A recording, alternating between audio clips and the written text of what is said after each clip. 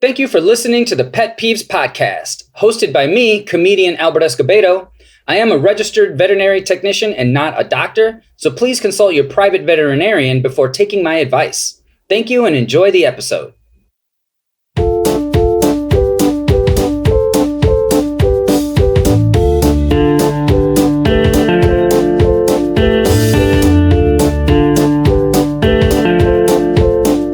Yeah.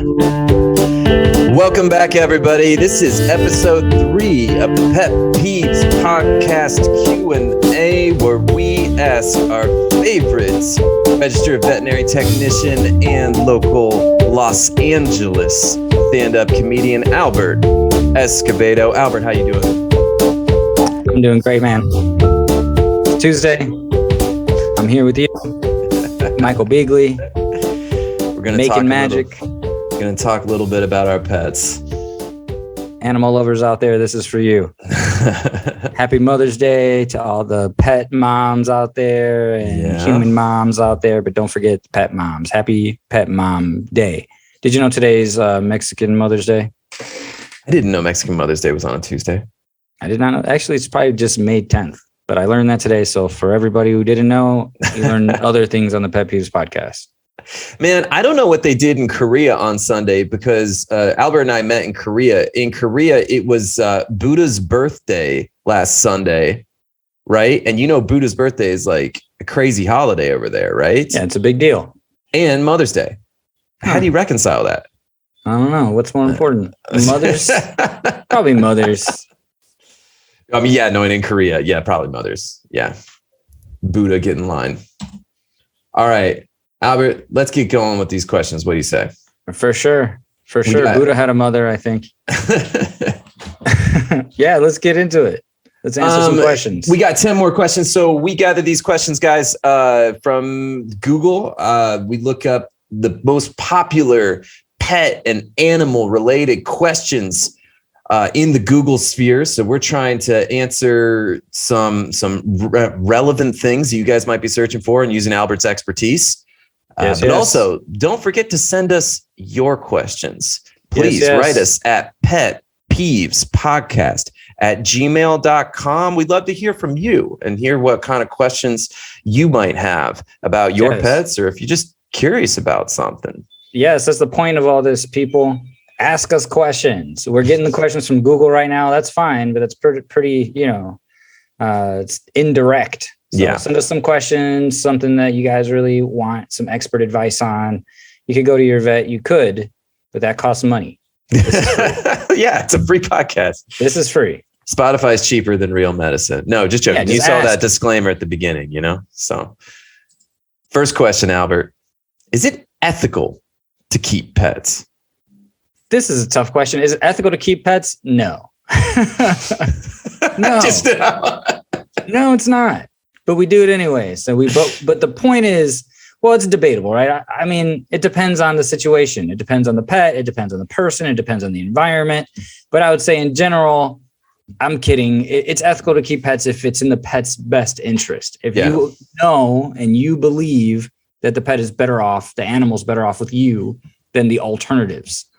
But it depends on the animal, right? Like if you have a pet fish, it's kind of a little bit harder to argue. But then a pet dog, I think dogs are very domesticated.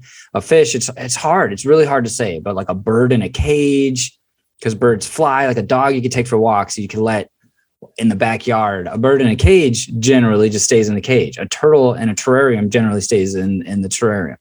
Things like it depends. It's very hard to answer that question. But my first instinct is in an ideal world, we would have like working animals, you would have a working animal, not just a pet that just sits in your apartment. But I know that pet in the apartment, for some people, that's their whole world. So it's like, is it ethical to keep a pet? Yes. If it's making somebody happy and that person is providing a life for that pet that is better than that animal's alternatives. Mm-hmm. No, that's well said. I guess it depends on a case-to-case basis, huh? Always. Yeah. I mean, it's always gray area, but I don't know. It's really hard to say, especially when it comes to things like fish and birds, because the ocean is pretty ginormous. And most dogs I guess we're talking about ocean fish versus lake fish, whatever. But most like dogs and cats, even if you let them out in the world, they're still like hanging around people most of the time. They're still around people. But birds don't seem to like us too much, and neither do fish. Well, and if you can give a mammal shelter, you can provide them with one of their needs, regular food, nutrition, trips to the doctor, trips to the vet. This is you're providing them with their needs. And then if you can give them companionship and a bit of exercise, that might be an improved life based on better than a feral dog might have. Maybe not like a wolf in northern Canada, but like, I think a dog's going to have it. Plus dog breeds have gotten to the point where can many of them even live in the wild? I think some of them can, the working dogs, What I've seen in third world countries, the same dog that people have in their house here is living on the streets in other countries and faring just fine for itself. Small Chihuahuas, Labradors, Shepherds, Rottweilers. Did you see that in Thailand when you were I've seen it in there? Thailand and in Mexico. Okay. Interesting. So it's like, I know that they can fare well. And even in the United States, like there's packs of wild Chihuahuas in Arizona that terrorize packs of neighborhoods. wild Chihuahuas in Arizona? Look it up. It is a hilarious story because I just got a picture a bunch of Chihuahuas attacking people's ankles and it makes me giggle. But I'm sure it's terrifying to the people. Okay, and when I edit the video, I'll have to look this up and post something. I'll have to put that up there. So even a Chihuahua, obviously not by itself, they're little packs like piranhas. They're not fending by themselves. They're smart enough to gather in packs. But the fish has got to be thinking, hey, I can do this on my own. I can do this fairly well on my own, Yeah. The fish is, I don't know. And birds, that one's tricky. That one's tricky. I have fish too. I have my beta and I look at him and he seems happy. They say there's ways to tell if your fish is happy. They make little bubbles at the top of the water. And they make like bubble patches. Yeah. And that's how you know they're living well. Yeah. But I don't know. Maybe he'd probably be happier in the water with some other fish, like in a big old natural environment. So is it ethical? I don't know. What do you think? Is it always case by case? Is there any yes and no to this? I think most of our existence these days is not very ethical. There's so many things. I was taking out my glass recycling, right? On the surface there, that sounds pretty good, right? Taking my glass recycling, no, it's not good enough. I should be taking the bottles to a bottle like receptacle place so that they can just reuse the bottles. Because actually, when you take your glass, you melt it down, and that takes a lot of energy. And what is energy? That's like burning coal and burning gas to create new glass. And a lot of glass is just thrown away. So am I doing the right? It seems like I'm doing the right thing, right? I'm recycling. It seems like you're doing the right thing. You're rescuing an animal. But if you don't do a very good job at it, then we talk about that a lot on the Pet Peeves podcast. Yeah. Who is this pet owner? Is it ethical? I guess it depends on a lot on who is the pet owner. Right. Yeah. And then is it necessarily, I don't know. Are they better off in the wild? What if we just let them all out? All the dogs, all the cats, all the animals in the zoo. Pandemonium. Let them all out. Well, hey, that's another question. We haven't had many zoo questions yet because, you don't currently work at a zoo. So I do not work at a zoo. But is it ethical to keep pets? I think there's a lot of debate over, what's the more ethical thing for more exotic animals? Is it keeping them in a zoo? Is it because there's a lot of endangered species for whom they would be extinct if it weren't for zoos and captive breeding programs, so some good can come from zoos, but keeping more exotic animals, predators in enclosed spaces, it's not healthy for them. No, it's got to be super stressful for them. Then you got to think about the difference between an animal born in the wild and an animal born in captivity. That's going to make a big difference too. And on their mental side, but even maybe not as much as I think. Maybe their instincts are super strong. And those predators, like you said, are going to be born in captivity and just feel off at all times, know something is wrong at all times, be stressed and anxious at all times, never get enough exercise, never get enough stimulation, never get proper environmental engagement. It's super sad, the zoo, to me. When I was a kid, I thought it was awesome. But now as I look back at it, it's like, well, it's pretty sad. But now we have the internet. I could just watch, nature is David Attenborough movies. Yeah. Nature's metal. Yeah. On Instagram or whatever, a David Attenborough documentary, and get a lot out of that as well. So maybe the zoos aren't as necessary as they used to be. 4D virtual reality stuff maybe is alternative. Yeah. Well, I think we've come a long ways because, I mean, even zoos were a step in the right direction from circuses. So, I think we've kind of evolved slowly on this. But I think a lot of people who, and I'm not educated enough on this to have an argument, but some of the arguments I've heard are about just giving funding to safaris in Africa, for example, for your lions and your tigers, et cetera, for your exotic animals, gorillas, et cetera, that if you just fund them, they can fight off poachers and just give them plots of land that are their natural habitat, elephants, so that they can, breed, live, hunt, be hunted naturally. And that sounds good. Yeah. And then it can even be paid for with tourism. You can go on safari and observe from afar, in a Jeep. And those animals are not in captivity, but there is a perimeter around them that is policed. Yeah, they can do that for dogs and cats, right? Have you heard of Cat Island and Dog Island or whatever? In China, Cat Islands, yeah. There's Cat Island and is it China? I thought it was Japan. It could be both, yes. Maybe I mean, there's both. also deer. Remember, there's deer in Japan that just kind of roam around. There was one in Kyoto, and all the deer in Kyoto. I don't know about those that. deer don't look super healthy though. They look fat because a bunch of tourists give them way too much junk. Yeah, there's wild deer. They're wild, but they definitely walk up to you and want snacks. So how wild are they? Yeah, but look I think that could work. Yeah, that the Dog Island and the Cat Island. What if that was our alternative to pets? If you really want to hang out with dogs and cats, go move to the island and they all live outside. Is it ethical to keep pets? Do you think people? Maybe it's like an asymptotic relationship. We're never truly ethical. We might approach, but we never truly get to that point where we just say, check, yes, that's ethical. So it's always kind of varying degrees of gray, no. But having said that, do you think people are more concerned with this than they used to be? I think there's a different attitude right now, at least among the pet owners that I know, bordering on obsession. We kind of treat them like our children. Yeah, I mean, I guess that's how people are going to rationalize having the pet, even though, logically you don't need one. You don't need a pet usually, unless you have a working animal, service animal. But if you don't need a pet and you're getting one purely for the enjoyment of it, purely for the sake of rescuing something from the shelter, I think people are doing more research these days. They're less likely to. And that's not even true. Is that even true? Maybe people are more educated about it. They do more research, but they still make the same kinds of choices since I've been in veterinary medicine. And if you look at statistics, veterinary medicine is a growing field. It's not a shrinking field. Veterinary hospitals are more busy now than ever because so many people got pets during the pandemic. So many people used that free time to go out and get a puppy or a kitten or to foster or to whatever. And they've picked up an animal in their house. So it's not like, people, even if they're educated and even if they feel some kind of moral dilemma, they're still choosing to get pets. That's probably going to continue to grow. I don't know how, I think nowadays with people having more access to technology and spending more time online, having less human interaction, getting a pet makes sense. You're going to have something that you can care about, something that's warm and, eats and sleeps and that you can share affection with.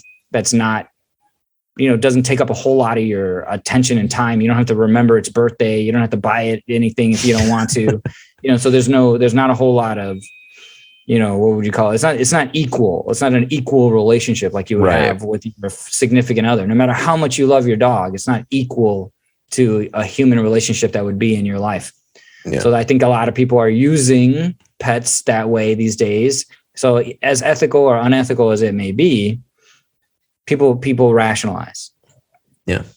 And it doesn't even matter the species. People have all kinds of pets these days. It seems like the variety of pet is even increasing because people have more information on how to take care of those pets. And they're seeing it online. They're seeing the exotics. They're seeing the less typical pets online going viral because they're strange. And then people want that. Yeah. I think I keep going back to your bearded dragon as being, an interesting pet from my perspective. So, yeah. Yeah. And is it ethical for me to have him? Yes, because he's spoiled. That's why. So, next question. Which pets are good with kids?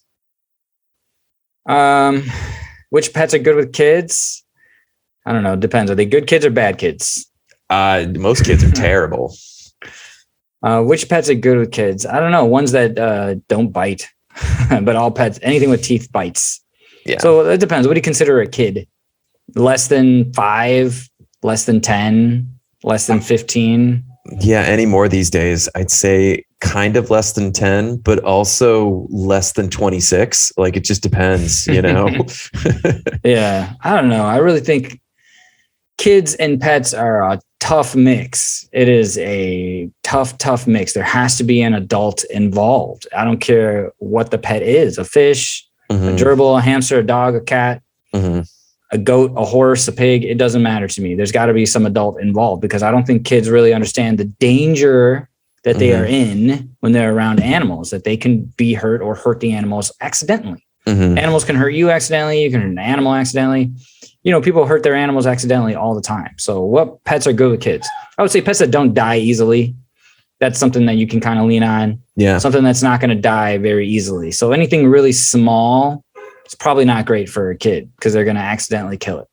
And something that lives a long time, maybe not for a kid. So like we talked about before, rats as a first pet, they're easy to take care of. They live a relatively long to short period of time. You know, maybe what did we say, like 8 years or something like that for a rat? Yeah. So I think those are pretty good pets. And then, I like dogs and cats for a kid if they have people in their lives that have experience with dogs and cats, help them take care of it.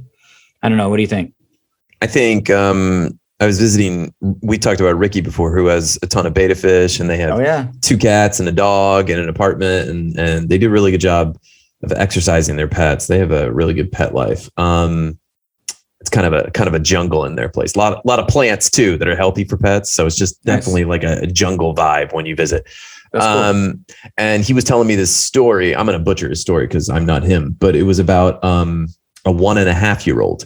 And the 1.5-year-old was like a family friend child, and the child was in their home with their 2 cats and a dog, and their 2 cats and dog have an interesting dynamic. The one cat and dog like play fighting all the time, and then the other cat, who kind of runs the household, doesn't like any of it but loves humans. Anyways, it was fascinating because this 1.5-year-old, he said, had a dog and a cat in this baby's home.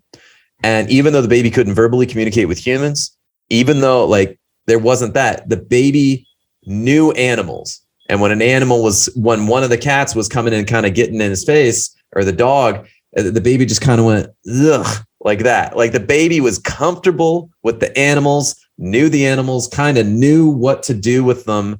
And it's like it was intuitive because it was a thing where if you, I guess what I'm trying to say is, which pets are good with kids?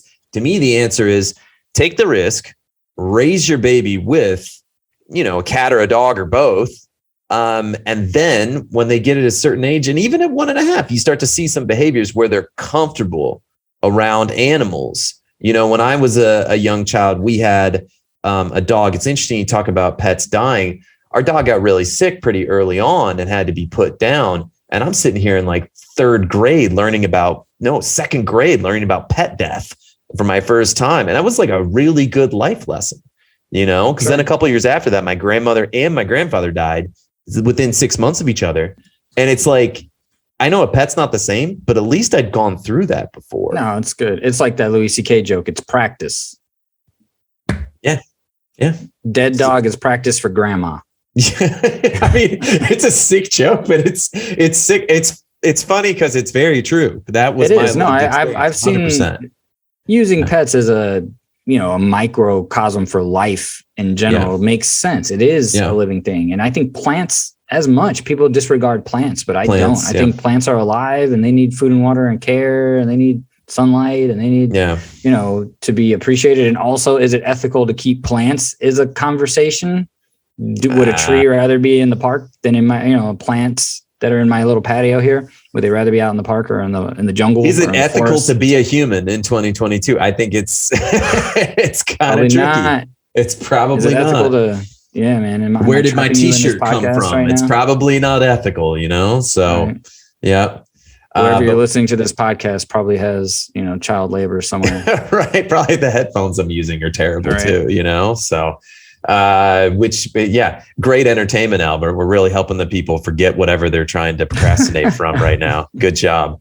Getting existential on question 2. But which pets are good with kids? I think we've been talking a lot about responsibility. And you said something earlier, you got to keep an adult involved. One of the things I think my parents would wanted me to walk the dog, and I did not walk the dog as much as I should have when I was 9-10 years old. And I just, I'm not blaming my parents, but what I'm saying is, I guess you got to kind of like, I don't know, put a calendar on the refrigerator. I'm just spitballing here, but just something where you get a check mark. Maybe you get a reward if you walk the dog. Like, I don't know. You have to teach the child responsibility. Oh, yeah. You can't just, and so we're kind of replaying one of the questions we had in the previous week, but which pets are good with kids? I think the responsibility issue kind of comes in here too. What do you think?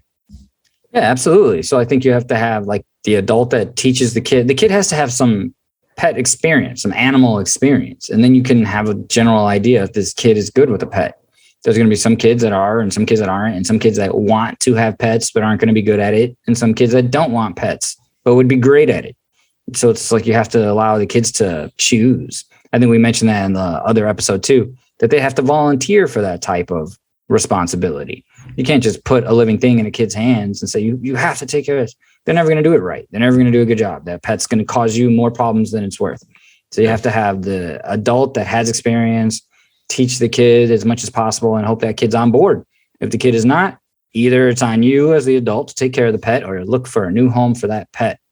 That's what I tell people. When people really, they have a trouble with the pet and the kids, obviously you should choose your kids. Choose your kids over the pet. Yeah. I don't think that's super debatable. People might be mad at me for that.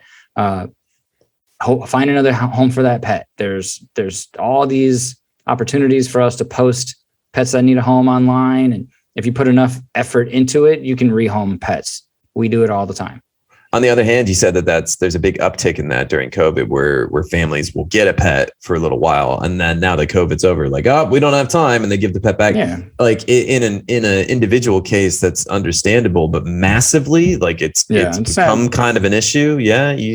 Yeah. But I think like the shelters are always full to the brim. Okay. So what's pre-COVID, post-COVID, during COVID, there's always an issue. Always an issue. So spay and neuter your pets, trap, neuter, and return. These are all ways to prevent that. But as far as acclimating your child to being around animals, I think start at a young age, introduce them to the horse, introduce them to the cow, bring them around pigs, take them to the zoo, take them to the petting zoo, bring them around your friends that have big dogs, little dogs, cats, whatever, chickens, and let them see all of that. And if they're a kid, like I was a kid, the ones that really love animals will gravitate towards it. And then, I went to school with a lot of people who love animals, and a lot of them don't work with animals anymore. That's just like those kids. Give them enough exposure, or they're going to choose for themselves. Well, you can reduce the fear of animals, I think, by taking away the fear of the unknown, For sure. Yeah. Next question. Can you get a pet for free? Who's asking this question? I don't know. If you're searching free pet online, you definitely have bad credit.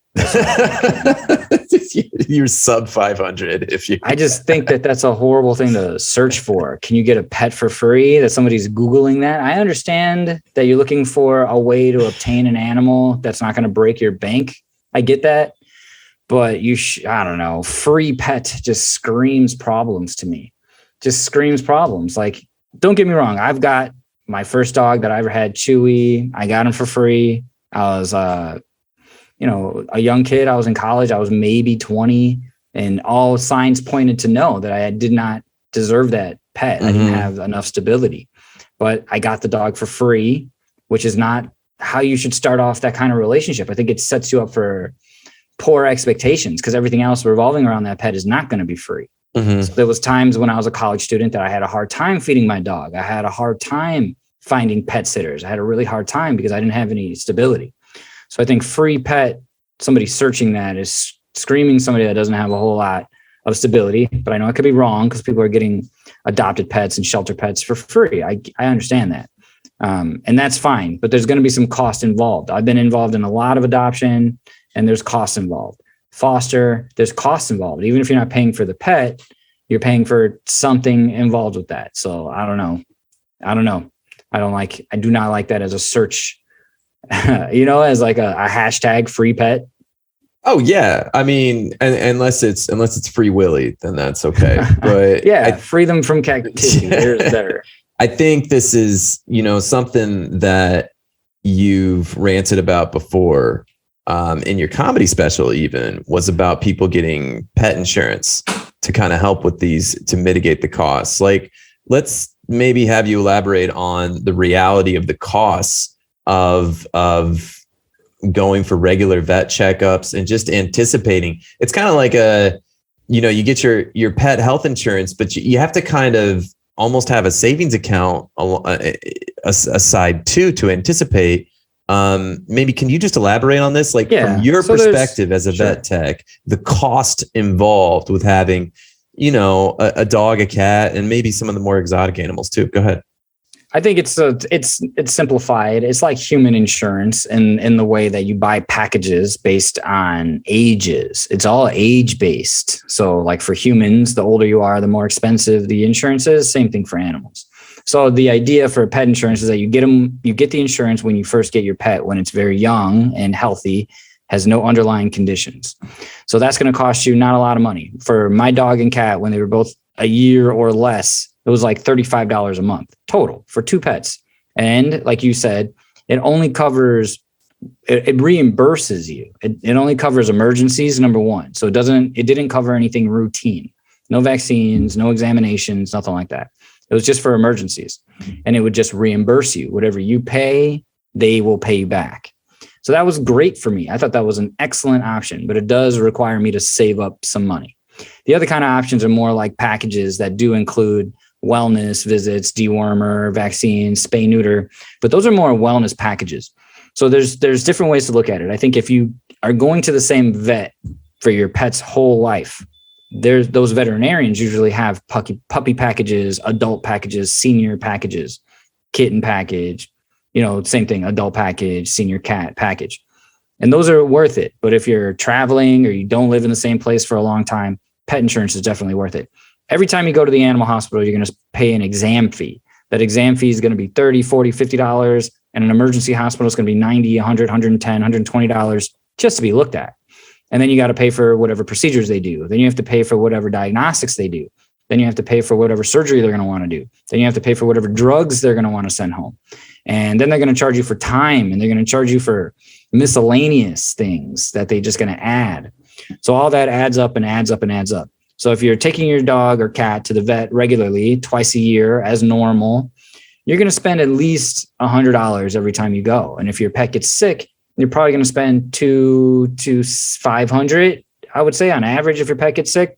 And if your pet needs surgery, even routine surgery, you're spending in the $300, $400, $500, $600, $700 range, depending how large your animal is or what that routine surgery is. There's nothing cheap about it. Dog food and cat food is like human food. Quality food is expensive. Low quality food is cheap. Your pet's going to get sick and fat, and then you're going to have to deal with those issues: diarrhea, high blood sugar, diabetes, arthritis. Yeah, just all the problems, obesity related. Yeah, everything problems. Weight related. So if we're just talking about like prices in general, pets are not cheap animals. But if you live in places like I do in Los Angeles, there's a lot of options to support the community and taking care of their pets. There's a lot of options, but it does require you to have to prove your income, right? So if you go to the shelter and you say, I don't have any food for my pet, they'll give you free food if you can prove that you don't have any money. So that's another like hard thing for people to swallow their pride and go ask for help like that. Because in reality, a lot of people are making poor money choices. That's why they don't have money for their pets. They're making other bad choices with their money. That's a lot of the problem. I know that's not everybody. That's a lot of the people. So that, I think it's like the same people that are searching free pet online are the same people spending their rent money on beer or whatever, just things that they don't need to prioritize. So it's kind of that, these pet costs, they're never hidden. You should just assume it's like a child. The costs are going to come from everywhere. And even if you try your hardest, everything gets sick, everything gets injured. So you're going to have to end up in the vet hospital eventually. Yeah. Yeah. I know some of the prices that you mentioned, in my experience, they're just slightly inflated by like even, 30, 40, 50% beyond that. And there's a difference in currency, but honestly, the euro is pretty similar to the dollar right now. It's not bad. It's just stuff's expensive. Yeah. And maybe we go to a slightly more expensive vet because it's the city that we're in. But I think it's just, I just only mentioned routine stuff. I didn't mention anything complicated. Yeah. We did like routine stuff, vaccines. And I think I spent $240. I think maybe there was a bag of food involved in that too, but like still, and that to me, I was like, okay, yeah, that makes sense. Okay. Like you're performing medicine. Yeah. You have you have all the training, like the equivalent of that for human medicine is, oh my goodness. Like you guys are operating at the margins. There's some awfully fancy equipment in these places. These are highly trained individuals. Like but at the same time, like Kate, my wife and I, we got both our cats for free, but that's not because I Googled, can you get a pet for free? It's because they stumbled into our lives. It's just the nature of cats in Brussels. There's a lot of stray cats. The normal way to get a free pet is you see it walking down the sidewalk and you try to find its owner and you can't. They literally walked into the window and then we went on a search for the owner. That's how you get a free pet. We have a cat, so. When a pet starts following you home, day after day after day, now you got a free pet. But we were at the point where we had the budget and we had thought to ourselves, I think I told this story in a previous podcast, so I'll try to keep it short. But the point is, we looked at each other and said, okay, we can get a pet. And then a pet found us, but we went without, mostly because of our travel schedule. Like we just left the country a lot. We were moving from country to country a lot. And we just thought we love animals, but this factor, the way our lifestyle is going right now, makes us bad candidates for adoption. So it just, I think you got to be honest with yourself. If you're Googling that question, if you're sitting on your phone, on your sofa, you're Googling that question. How do I get a free pet? Maybe you should Google something instead, like, why don't you Google, how do I get a job? Or but maybe like, give me a sample budget PDF for an animal in a month, that's what people need to do. Really do some research. Like, how much is this pet going to cost you in a week versus a month versus a year? Yeah. And you're going to see that it's a lot. And then you got to factor in what happens if they get sick or injured. And like you said, if your pet needs a dental, now you're talking about $1,000 to $2,000 just off of that. And that's probably in everybody's pet's future. At some point, they're going to need a dental. Mm-hmm. And people don't know. And then they come to the animal hospital and they're all shocked by the costs. And we're like, well, did you do any research before you got your pet of the long-term investments, monetary investments that come with pet care? If not, you're going to have a pet with a horrible mouth by the time it's a senior, and it's going to affect that animal's whole life, quality of life, and yours. Mm-hmm. And you did nothing about it because you didn't know. And that's your fault. You should do some research. Which pets are the best to have in your room? The best pet to have in your room is one that can keep secrets. What do you think about that? I mean, they're within earshot, right? Or they're deaf. Yeah. I don't know. Quiet ones. Yeah. That's the quiet ones can keep secrets. They can't talk. I don't know. What can keep in your room? It's a weird question. I guess something small, something that could be kept that doesn't make a big mess. I don't know. We're back to rats, gerbils, hamsters, ferrets. Like to keep in your room only. Yeah, fish. I always forget to think about fish that just sits in your room all day. I don't know, something that doesn't need a whole lot of attention, because I don't know how much time people spend in their bedroom, but I don't spend a lot in mine, but I did at different times in my life. Also, that depends who is the person with the pet. Yeah. Did you ever have a pet in your room? No, man. No. I had a tarantula. I just had like a tarantula. Okay. That's good. I had a tarantula when I was in college, and he just sat in my room. I had a roommate that had fish, though. I thought that was reasonable. Yeah. Other than that, I don't know. A sugar glider, fish. What stays in a cage? Even the most exotic things I've seen, hedgehogs, something like that. But even then, if it just sits in your room, I hope it's got a buddy. I hope it's in there with something else. But then I knew someone recently that had like a rabbit that had a rabbit, and so there was like rabbit, a cage, hamster. And then they let the rabbit out. in the room when the person was home? And so that's what the question is. Is it like something that you can let run around? Is it something that you just keep in one place? Yeah, like a tarantula, right? Just let it run around, no problem. Yeah. The tarantula I would put on my shirt and he would kind of crawl across and it would freak people out, but he was really gentle. He was a pink-haired tarantula and he had big old fangs, but he was not poisonous. And they said his fangs weren't very powerful. Like he could make you bleed, but he couldn't really hurt you. But he never bit anybody. He never bit anybody. He was never aggressive. Might have been female. I have no idea. But it was really a pretty interesting pet. Pink hair, and it would crawl on your chest, and we'd put it on our heads, and we'd have people come over and we'd freak them out and put it on their shoulder. And but after a while, like all my friends came over and would be more comfortable with it. That was my first exotic before the beardy. That's cool, man. So that's not a bad room pet. Yeah, it's about the right size.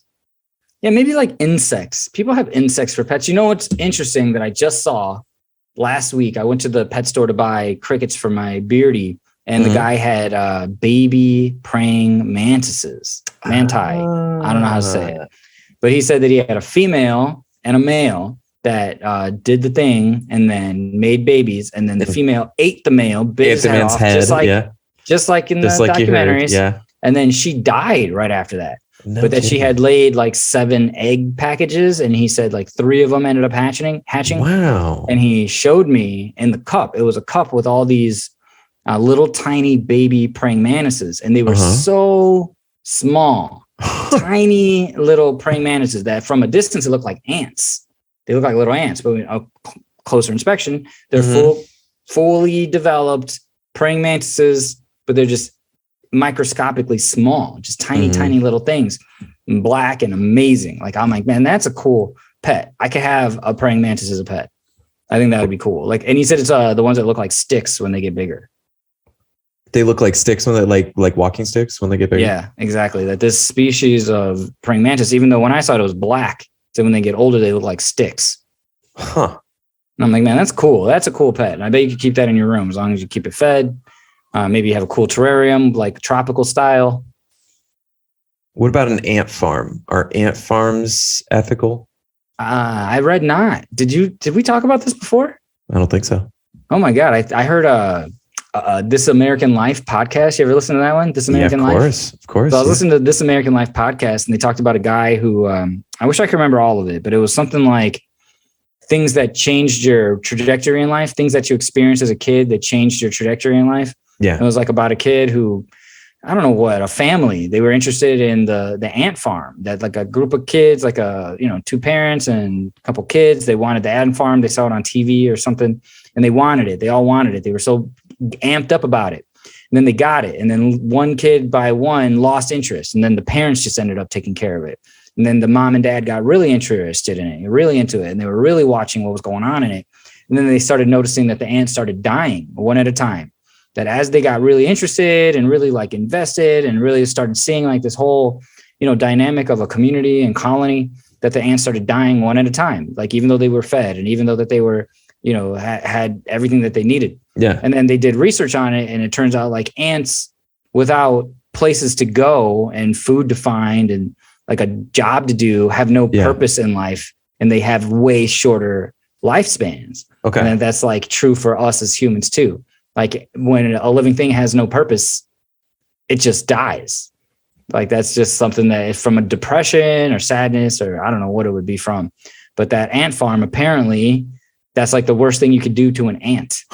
Trap it between 2 plastic walls with nowhere. And that's what I was just going to ask, was like, did they describe it in the podcast as 2? Yeah, that they need a queen. Walls? It was one of those. Yeah. Oh, it was like, 2, like, looks like one of those. Connect 4. So there's this guy I follow on YouTube. I think his handle is Ants Canada. And I think homie's from Canada and he likes ants. But anyways, he really likes ants and he makes killer videos.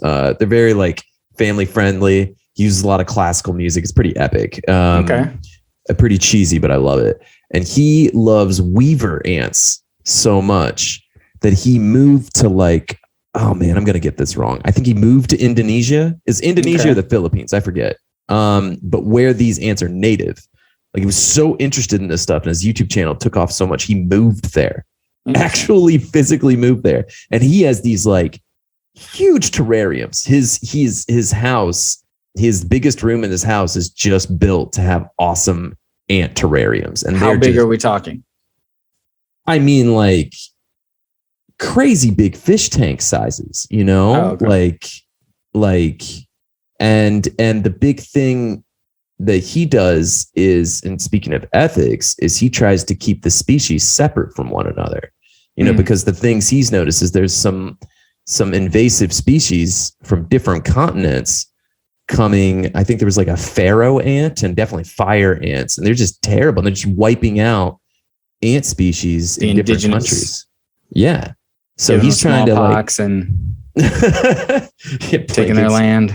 So it's one of these things where he's trying to grow colonies of the native species to kind of keep them going. So I don't know. I mean, I'm sure that's better in a larger terrarium, but I think the point of the podcast was that, you know, it's kind of unethical just to keep the ant in walls, even big walls. Mm-hmm. It's like us as humans. We don't want to. Even a big cage is still a cage. He does some videos outside in his backyard. He also tried to facilitate that in his backyard, but he found that the invasive species were just rotten. You can do some cool research. So that's like the ethical part to me.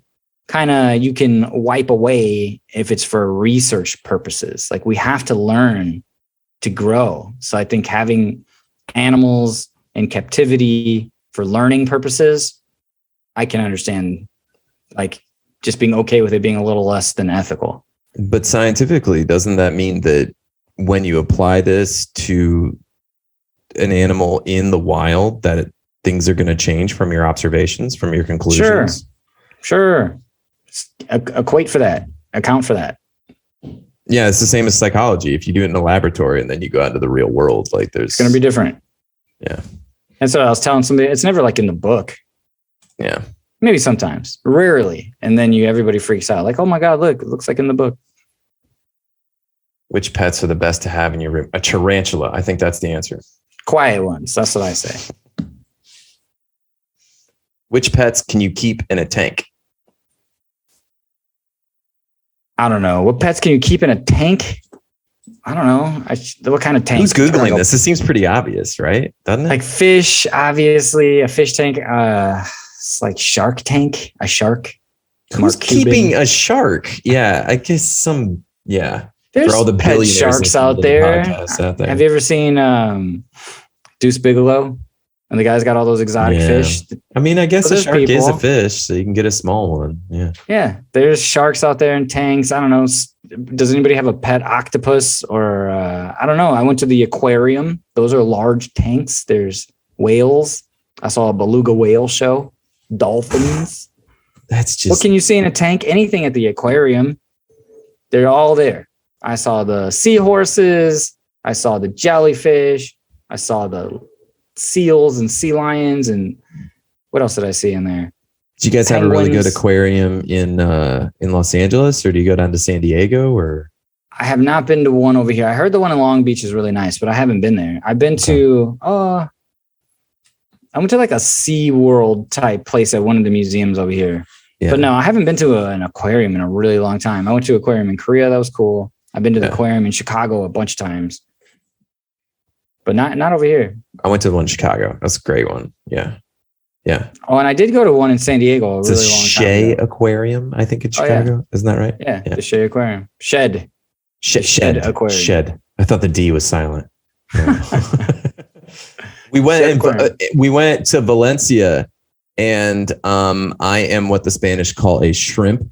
I have translucent skin, and I sat on the beach the first day, and I became red like an Ohio State shirt. Yeah, that's just it's terrible. And so shrimp, we need to define. That's what they call them. That's what they call them, but in Spanish. And Camarón. Is that what it is? Camarón.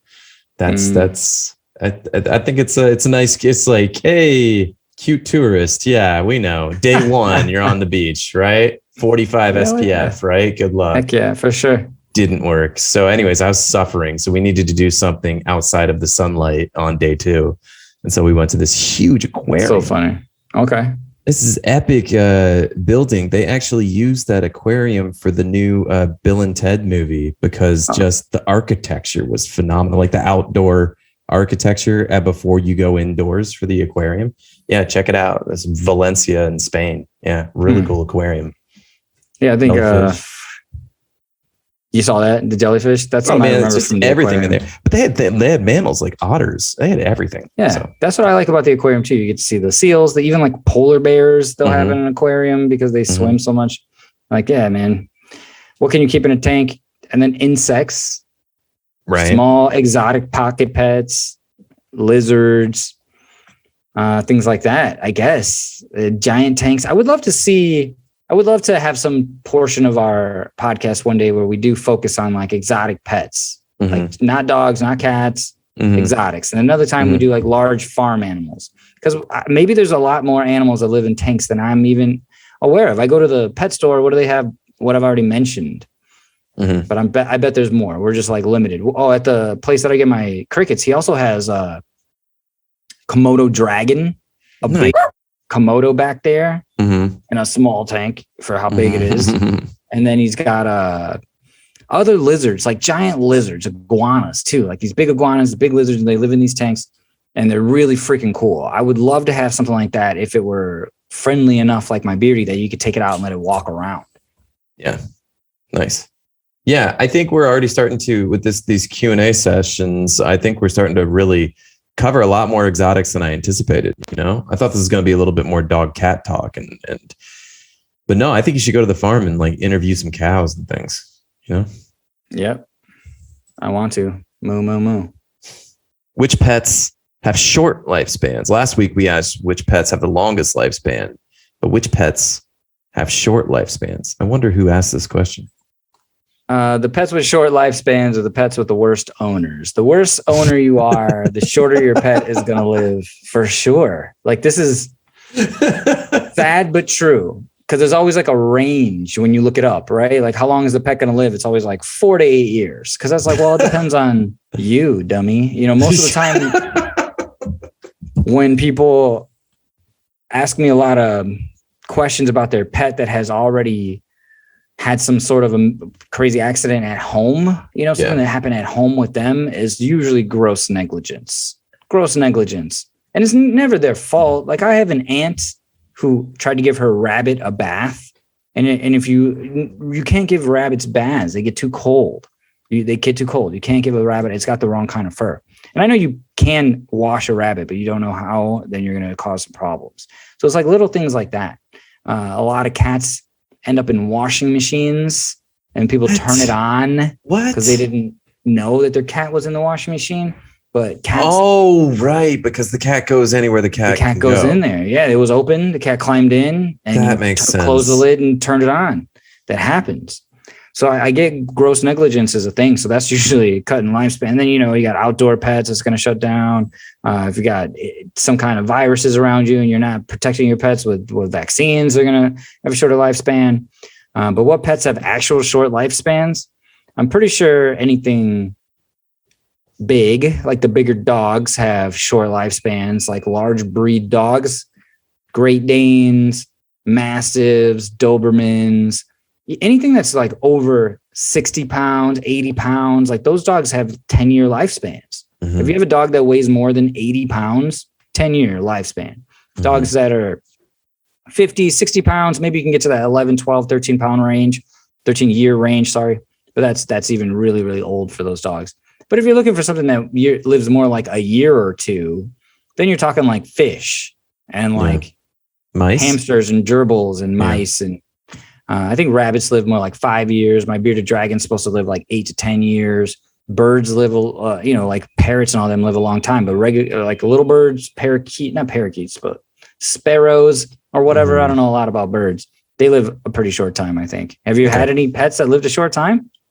That's why I was laughing so much, because my dog died early on in its life from just, health problems. But and then the cat we had for 3 years, but that cat was 9.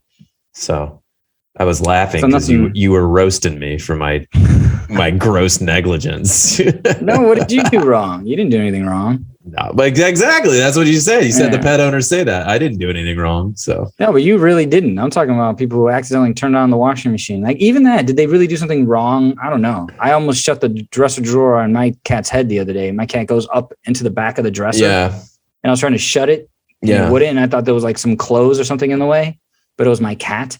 And she was like, "Meow." She freaked out. I could have easily like crushed her head and hurt her really badly, you know, because I was pushing hard. I was like, why is it not shutting? We have like, one of those like captain's beds, you know, you can get them where the drawers are kind of built in underneath the bed. Right. Yeah. And so I have my drawers on my side. Kate has her drawers on her side. And I just, you know, almost every morning I open the drawers and Salty just jumps in one of the drawers. And sometimes I don't notice and I close the drawer, but I always kind of close them softly now because you never know. Right. And she's a tiny little thing. And then she buries herself in the clothes. So you can't really see her.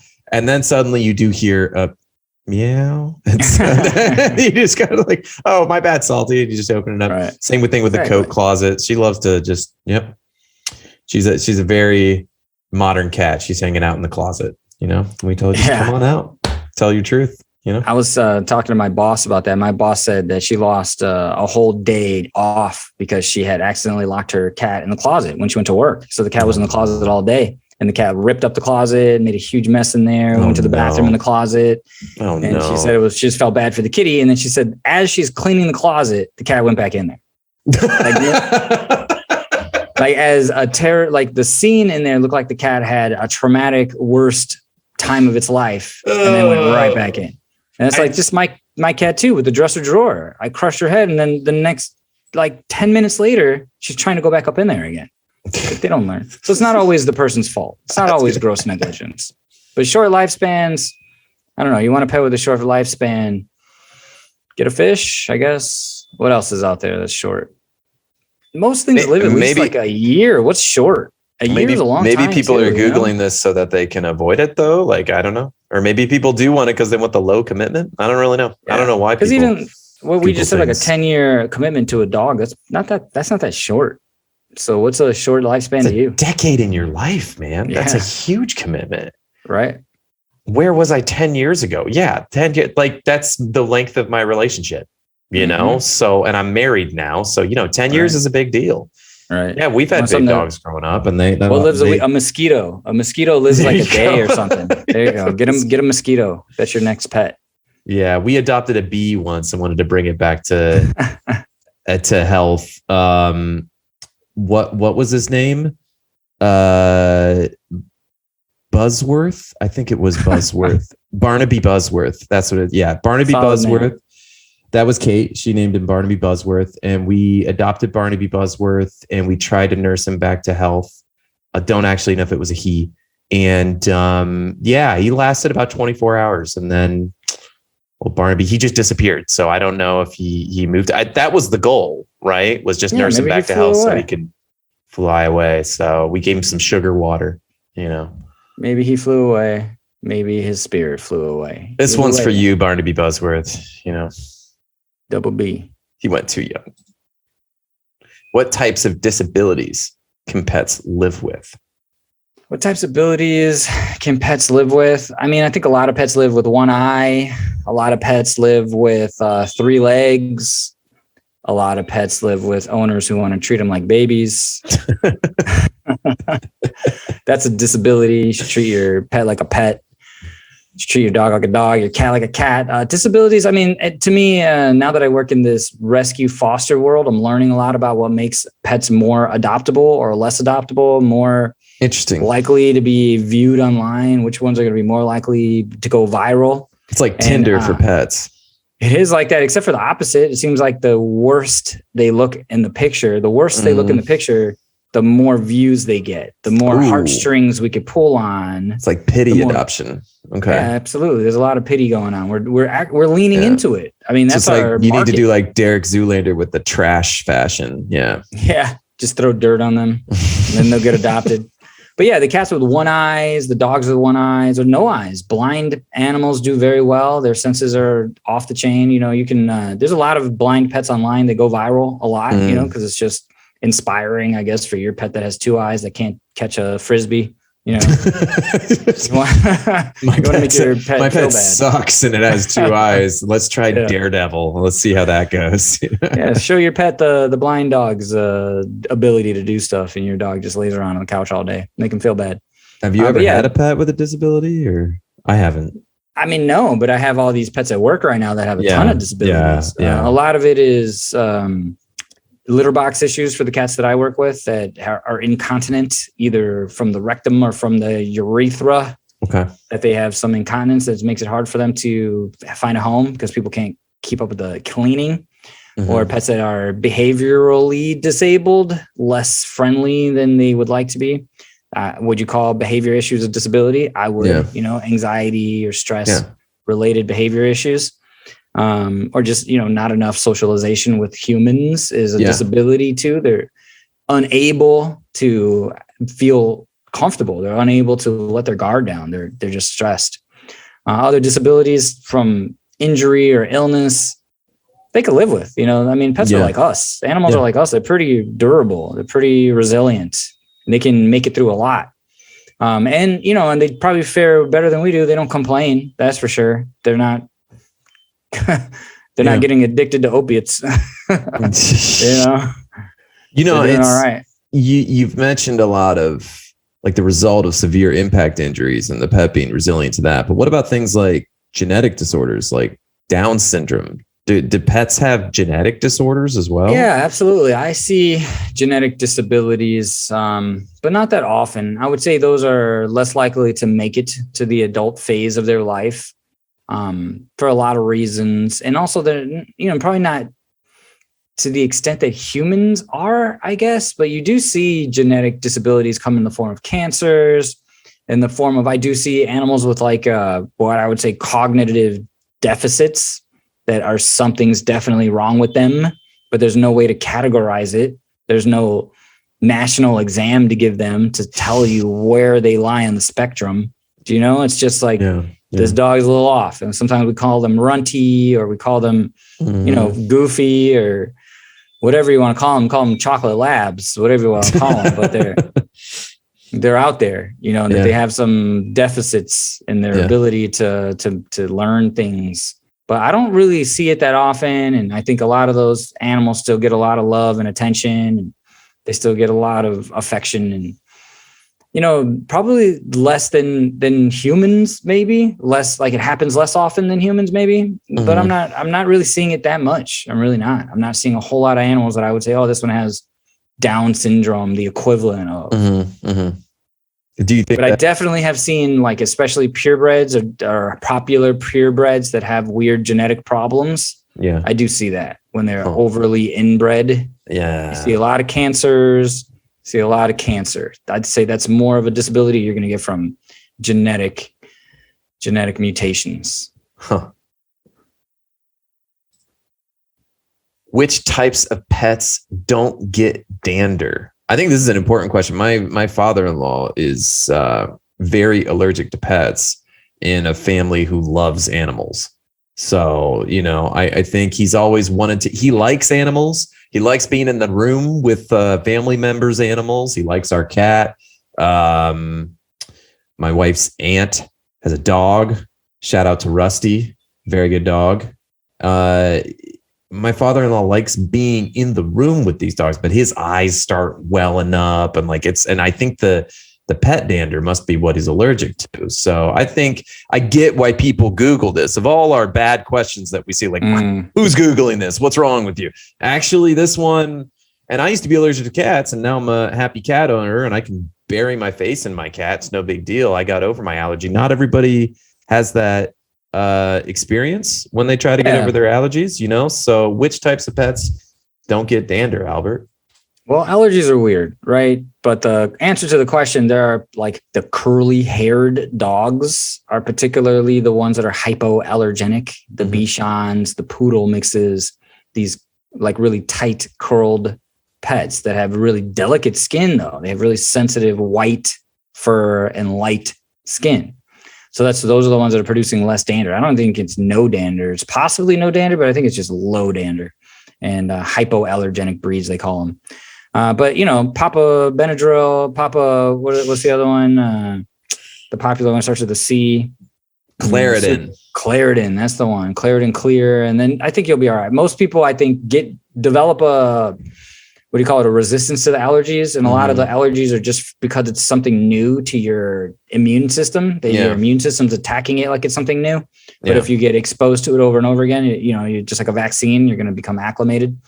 And some people develop allergies when they're young. They don't have allergies. And then as they get older, they develop allergies because they've been exposed to something new and their body kind of freaks out.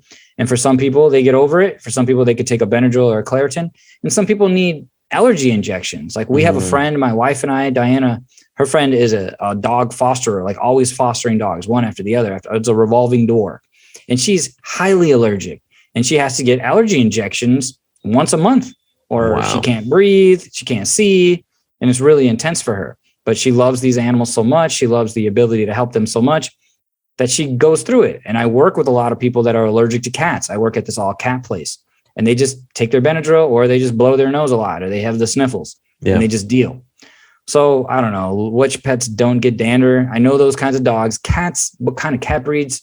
I'm not really sure. I think maybe all cats have some kind of dander. And the other animal breeds as well, or other species, I mean. But what don't have dander? What doesn't have fur? Get yourself a bearded dragon. Get back to that fish conversation.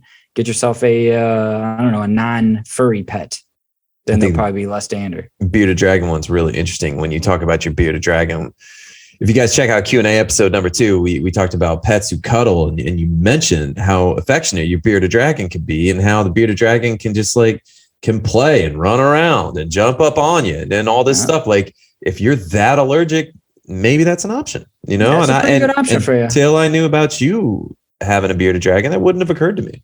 I was hanging out with him today right before the recording. He was on my chest, and he took a big poopy over there, and I had to clean it up. And but he's funny. Like to me, like he pooped on the cat's toy. Like he did that on purpose.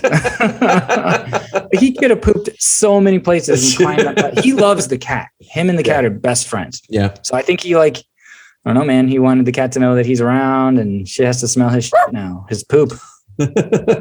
So there's things you can do, right? You can get an air filter. You can clean your house more often. There's things you can do to try to mitigate it if you do have allergies. Those filters do work pretty well. Those HEPA filters, you get one of those air circulating filters, and it does help because anywhere that we work, like right now, we work in a place with a lot of animals. We have to have heavy ventilation, or you're gonna breathe all that in either way. So if you have dander, allergies, if you have any issues with your immune system being compromised and you don't want to have to worry about this stuff, maybe wearing a face mask. Maybe wearing, keeping a couple of filters around. Yeah. Because some people love the animal more than they care about their allergies. And I get that. I support that. Don't let it deteriorate your health too much. But if you're one of those diehards, filters are good. Masks are good. A lot of cleaning. Keep the area really, really clean. Yep. That's going to help. When we adopted our cat, basically there was that question we had last week when pets come between partners, and Kate really wanted the cat. I said I'm willing to try, but I am allergic, and I really was. We had an air filter, we got a robot vacuum, we vacuumed every single day. The bedroom was off limits to the cat, which the cat did not like. Cats don't like being told what to do at all, especially don't enter this room.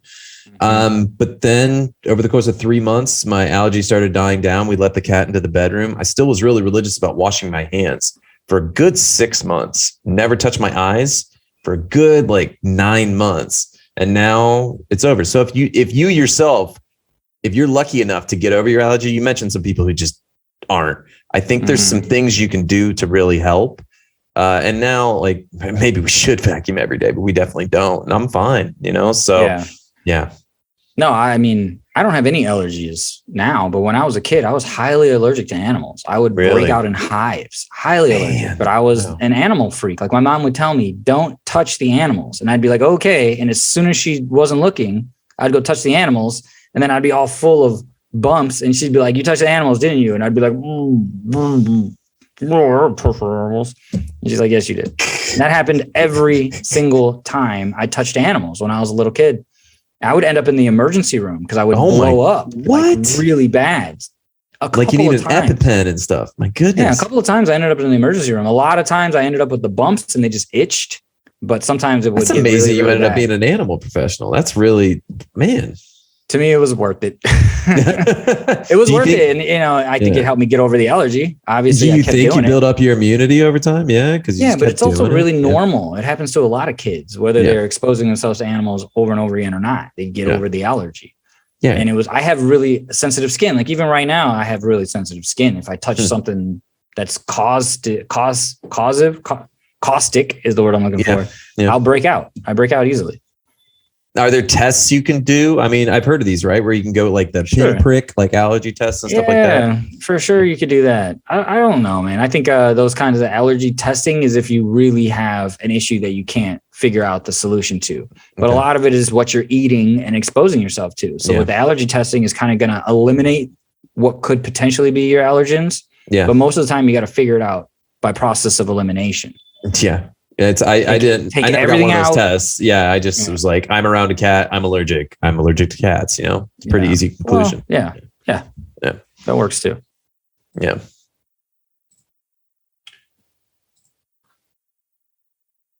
How do we reconcile eating meat when we love our pets? Yeah, this is one of the tough questions, one of the fun questions to answer with people. How do you reconcile eating meat when we love our pets? You can't. You're a hypocrite. I'm a hypocrite. I get it. I love animals, but they're delicious. That's one of our first jokes. Like one of the first jokes I ever wrote for the Pet Peeves podcast was, I love pets, but they're delicious. Yeah. I love animals, but they're delicious. That was the joke. And I talk about it all the time. I'm in an industry where it comes up all the time. And there's no real defense for myself, except for I believe the animals are food and I need food to live. So I appreciate the animals for providing me with sustenance and nutrients and gratification and pleasure. And I just appreciate them and try not to lose the notion. I think a lot of people just don't think about it. I think about it. I think about it at the grocery store. I think about it when I'm putting the food in my mouth. I think about it when I'm preparing the food, that it came from a real living thing.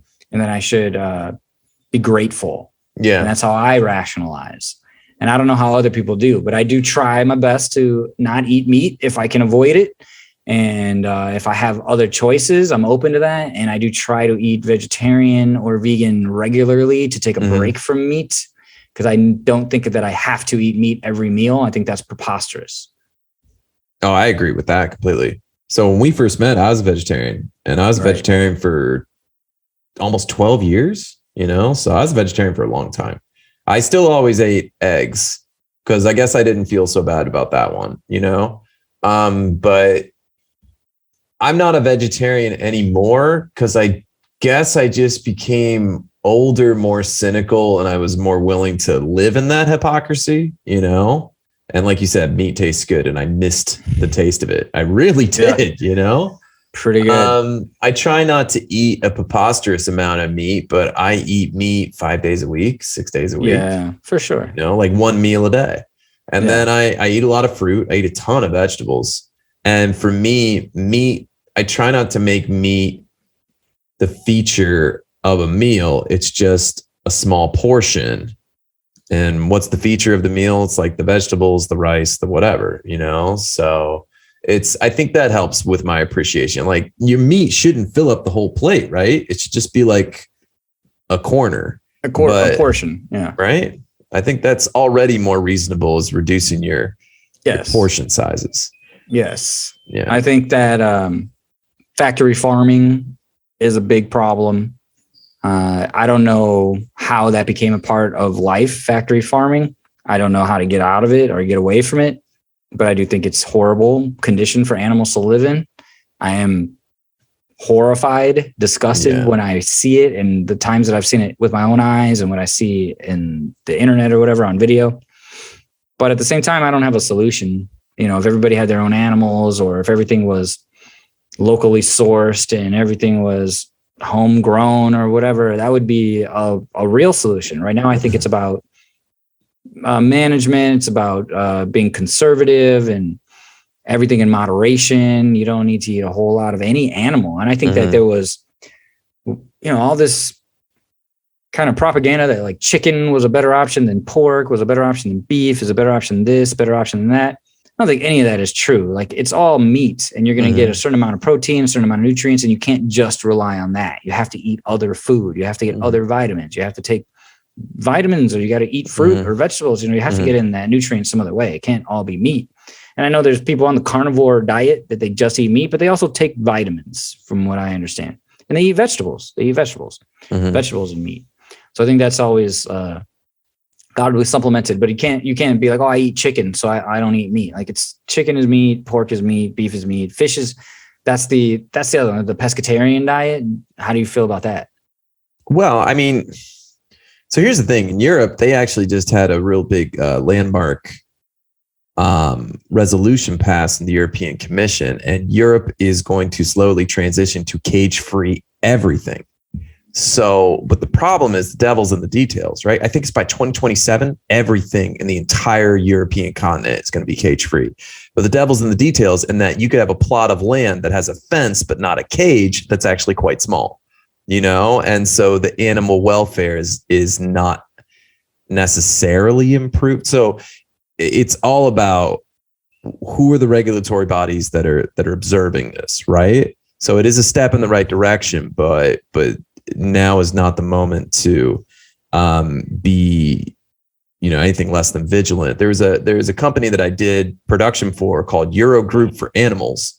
So, and maybe we can put a link in the description. I did their annual meeting. I did audio for it, and they were just like weeping, celebrating. They've been working on this for about 3 decades, and they got this landmark thing passed. And I think, what if something like that happened in United States? That would be wild to have some kind of food regulation that was more like cage free. So it's not denying us animal protein, because I think that ship has sailed. To ask humans to stop eating meat might be a bit unpalatable for certain voters, but just to make it cage free, to make the animal's life less miserable. What do you think about that? And then I'll spin off and talk about your fish question. I appreciate it. Yeah, I think that's hopefully in the future. Hopefully that's what the big decision makers are leaning towards, at least where there's an option for that's really available, a viable option for people to get their food from a cage-free manufacturer as opposed to a factory farm. And then maybe make it harder to get the food that comes from the factory farm. Like maybe that's harder to get. Maybe that kind of food is only in restaurants, and then suddenly restaurant food becomes crazy expensive. I was thinking about that the other day. Like restaurant food should be so expensive that you can't afford it unless you're rich. Like you have to eat at home and you have to eat in your neighborhood.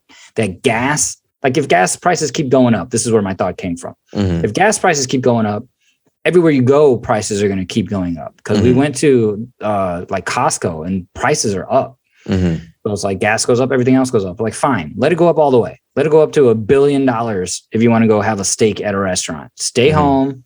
If you're going to spend, instead of the $1 billion at the restaurant, spend $100 on the guy down the street who has a cow farm. Yeah. And then maybe it would work out if it's like the easier option is the cage-free option. But until that happens, I don't know how we're going to.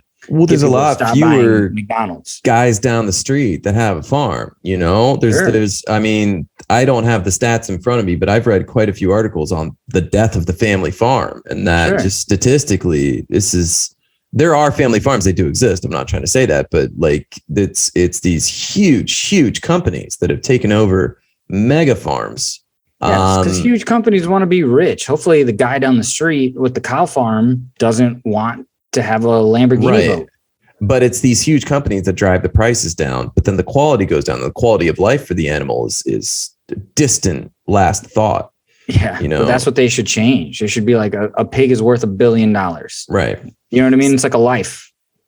So you want to eat this pig, you better. And I eat fish and I eat crustaceans. And the problem with fish is some of the farmed fish is actually better for the environment. But a lot of the farm fish, the fish have terrible lives. Like they're overcrowded. It's awful. And people have talked about the nutrition of it too. Like wild caught salmon is really healthy for you, and farm caught salmon is fattier. It's everything we're talking about today with like cages.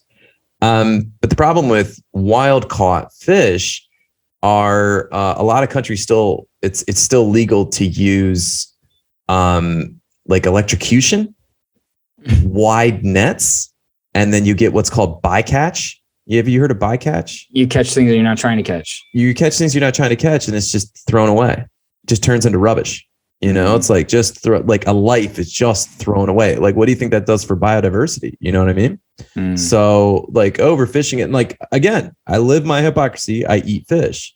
But I think the reason I was a vegetarian is all the issues we're just talking about. And I just felt like, well, I guess I'll eat beans and drink protein shakes, you know, because like I miss it. I think it tastes amazing. But, you know, the easiest way to be ethical is to just not buy it and not eat it. And man, I missed out on Korean barbecue. We lived in Korea. I didn't eat barbecue once because I just said, like, you know, I'm going to have all the cultural experiences, but luckily they have a lot of vegetarian options. Like tofu in Korea is out of this world. It's so good. Korea was tough though. You know, they do put meat in like everything. That's true. They do put meat in everything. And I had to really limit my diet, and I had to learn like gogi bagel juseo. I had to say like without meat, please. But to them, again, they were like without meat. What? Yeah, I remember being right.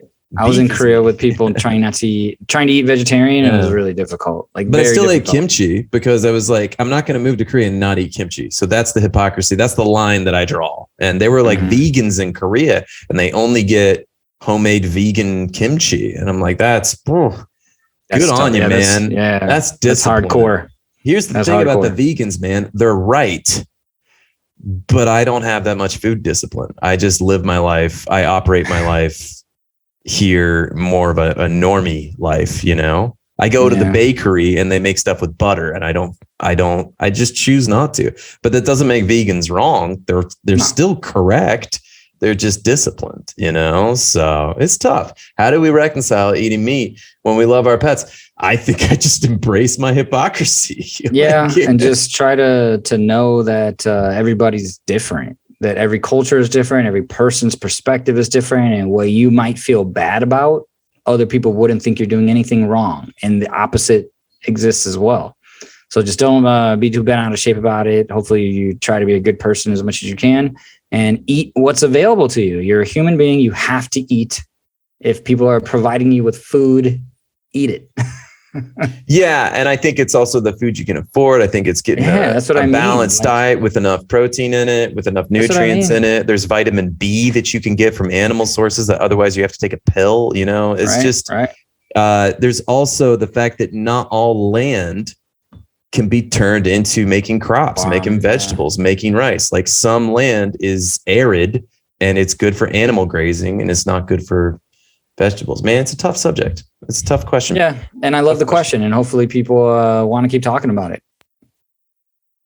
But for now, it'll come back around. Yeah. What's the difference between a pet and a wild animal? Is the difference always clear? I think so. I mean, a pet obviously has an owner associated with it. A pet has a person. A wild animal has not a person, maybe multiple people. I don't know. No, a wild animal doesn't have a person. A wild animal just is. A wild animal is like a vagabond, like Caine in Kung Fu, just wandering the earth getting into adventures. Okay, well, let's make this question more fun then. Where do you think is the gray area? Where's the line? Where does it get confusing? When someone starts spending money on this animal, that's when it's no longer just a wild animal. When somebody has invested time, energy, and the almighty dollar on this animal to help it survive, or help it not just survive, like be successful, be, not just survive, like really proliferate, really, really do better than it was supposed to do. I'm going to play devil's advocate then. I'm going to put you in some situations, and you need to make the judgment call here. Wild animal or pet. Okay. We're just going to turn this into a game show. All right. Gotcha. A well-regulated safari and a lioness gets attended to by a veterinarian for like an emergency surgery, and then is let to go back out into the wild, but the perimeter is guarded. Wild animal. It does not. Does it sleep in somebody's bed? Does it get scratched under the chin, no, then it's a wild animal. Okay. Because these ones that live in like a zoo where it has a zookeeper, that's a pet. The zookeeper feeds it by hand. The zookeeper calls it by its name. That's a pet. And maybe it's a wild animal that got turned into a pet, but now it is not a wild animal anymore. Go ahead. Where's your next scenario? Okay. A cat kind of goes to a couple different barn houses and maybe has a couple different names and drinks milk and maybe eats a little kibble from different places, but doesn't spend the night inside any of the barn houses. A wild animal. That's the whole thing. Does it sleep in somebody's bed, in one person's bed? If it's sleeping in multiple people's beds, that's opportunistic. That's opportunistic. If they're not any one person's pet, then they're not a pet. Okay, so it's taking advantage of a human in this situation, but probably for food, attention, warmth, housing, still all these things. So this is more of a question of agency. Wild and pet is agency, not wild as in like the synonym for wild could be savage, as in like this thing is terrifying. No, because a zoo animal could be terrifying, but it's a pet. Right. Hey. Right. Okay. So even like a tiger in captivity, that's not a wild animal. It is a wild animal, but it's in captivity, so it's a pet. Okay.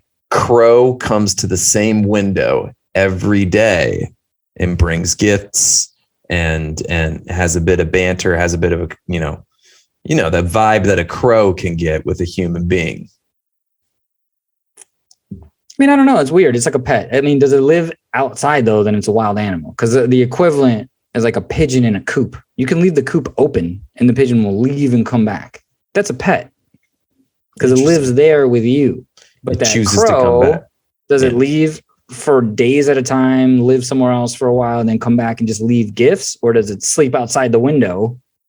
I've heard about these crow relationships. It's usually, once a day, the crow will come pay a visit, Yeah, I see that too. When people have like a wild animal that lives in its backyard and comes and visits every day, that's still a wild animal. The squirrel that comes to your bird feeder, the hummingbird that comes to your hummingbird feeder, that's not your pet. You might have a name for it, but it's not your pet. Right. And even if you have like the neighborhood dog, like if you live in a country where there's street animals that come visit you for food every once in a while, that's not your pet. In Thailand, it was a little gray area. This is interesting. When I was in Thailand, there were dogs that would just like live on properties, but that person didn't claim that pet, but that person did feed that pet, that dog, or usually it's dogs. Actually, it's always dogs. There was some cats. So the people would feed the dog and pet the dog and play with the dog, and the dog lived on their property. But if I went there and said, "Is this your dog?" they'd say no. Yeah. I think it's really interesting. When I lived in Georgia, the dog wasn't allowed inside. It's just that was a lot of it. The thing about, and even here in Europe, people, they treat their pets pretty close to Americans, but I think Americans per capita are a little bit more obsessed with treating their animals as human adjacent, And I think Europe is just, they also treat their animals like human adjacent, but just a slightly bigger separation, I think a little bigger gap, but I think that gap's probably closing, So I'm trying to think of another scenario. I'm struggling to think of it. The difference between a pet and a wild animal. No, I think I might be out. Game show might be over. But yeah, I think you've basically answered that it's about agency and that. Who's your representation? Yeah. Who's representing you? Who's speaking for you, for other humans? Yeah. Is there somebody? Do you have a representative? One more. I got a good one. This is the bonus round. Is it the gorillas that do sign language? Oh, that's a good one, actually. They're less wild, but they're still wild. They're wild enough that you should, unless you're Jane Goodall, maybe. Hopefully you're reading that sign language and staying away if they're asking you nicely. A goose with a tag on its foot at the city park. Wild. Because city park is, it's like a homeless person. Is a homeless person that has no identity, is that a citizen? I guess so. It's hard. That's a tough question. Well, I was thinking about that, like the koi fish at a community pond that come to the front because people are going to feed it. Unlike every other kind of natural fish that would swim away no matter what. Right. These fish don't, because they're used to people being fed. Well, and even when I was in Cancun, And there were these little ponds that had fish in them. And you would go in these little ponds and they would like eat the skin on your feet, like those skin fish places in Asia, you know? So it was just like, those fish would come to you in the water and you would just walk in these little pools, and they're not like a swimming pool. No, I'm talking about like little pools that developed near the ocean. And these fish were just so used to being around people because there's so much tourism there. That's still wild. It's still wild. Just like the geese at the park, and they're still wild. Yeah. They don't have any representation. Speaking of which, I did one of those once when I was on vacation, and then I Googled it afterwards because I was curious about the ethical side of it. And it turns out they're really unethical. Those places, they really starve the fish. So that way they go attack your feet and eat all the calluses off your feet. But the reason that they're so aggressive is because they are basically not hungry. Fed. They're hungry because they're starving. So yeah, I know. I never did that. Did you do it? I did it once, and then I Googled it afterwards because I was just like, is this terrible? And I'm like, well, it was maybe weird to me. I should have Googled it before I went, but oh well, you know, do dumb stuff when I'm cultural. on vacation. You experienced it. Good for you. First time, last time. That's for sure. But cool. Well, you won the game show, Albert. Not surprised. What do I get? What do I win? Well, you win the end of the episode. That is yay! Taco Tuesday time. You did it. So we did another Pet Peeves Q&A.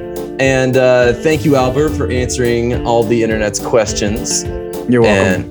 And we'll be back in another couple weeks to answer yet more of the internet's questions. But if you guys have specific questions for Albert and want his expert advice, please do not hesitate. Email us at petpeevespodcast@gmail.com. We'd love to hear from you and maybe get your question on the next show. Albert, any final thoughts for us? No, thank you, Michael. It's great. We had a great time again. Everybody whose questions that we answered, hopefully you liked our answers and you'll ask more questions. Send them to the email, petpeevespodcast@gmail.com. Send us an Instagram message, Twitter message. We'll try to get back to everybody and answer as many questions as possible. All right, everyone. Hope you enjoyed the episode, and we'll see you next time. Bye.